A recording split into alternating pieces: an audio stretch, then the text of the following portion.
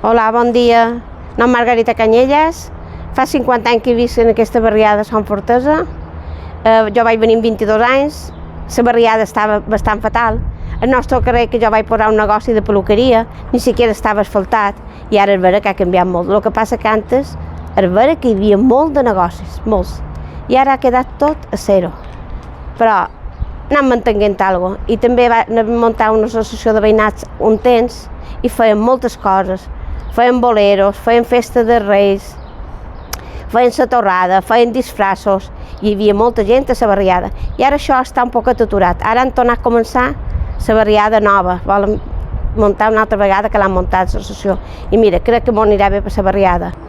La meva peluqueria tenia un negoci baix d'un bar, llevat. Després tenien l'associació de veïnat, llevat.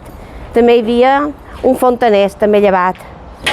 Hi varen posar també una altra tendeta, també llevada. Varen posar una altra panaderia, també llevada. Així és que mira quant de negocis jo vaig veure, molts. I ara és vera que s'ha quedat molt aturat. Però, en fi, això és la vida. El club, jo fa 28 anys que estic aquí en el club, de la tercera edat. I ara me'n cuido jo. Jo i la meva filla mos en cuidam. En fi, també hem fet festes a la barriada, per exemple, de gent de tercera edat a la plaça de Cito, que se diu de Sant Fortesa. Allà han fet la festa de la tercera edat. Els boleros, és guapíssim. Després, claro, la part més d'Andalusia, les sevillanes. També tot això ho fèiem.